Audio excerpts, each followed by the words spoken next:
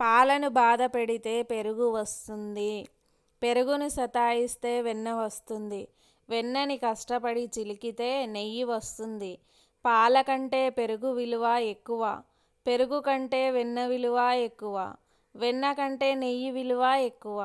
కానీ ఈ నాలుగింటి రంగు తెలుపే. దీని అర్థం ఏమిటంటే మాటిమాటికి దుఃఖం ఎలాంటి పరిస్థితులు వచ్చినా కూడా ఏ వ్యక్తి రంగు మారదో సమాజంలో ఆ వ్యక్తికే విలువ ఉంటుంది. పాలు ఉపయోగపడేవే కానీ ఒకరోజు కోసమే, తర్వాత అవి పాడైపోతాయి. పాలల్లో ఒక చుక్క మజ్జిగ వేస్తే అది పెరుగు అవుతుంది. కానీ 2 రోజులే ఉంటుంది.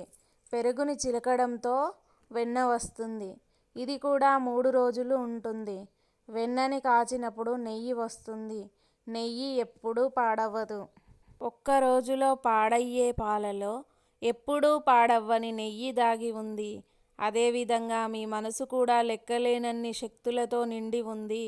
దానిలో కొన్ని మంచి ఆలోచనలు నింపి మీకు మీరే చింతన చేయండి. ఏ సమస్య వచ్చినా ఇలానే విశ్లేషించి చూడండి. మీరు ఎప్పుడూ ఓడిపోరు, ధైర్యశాలి అవుతారు.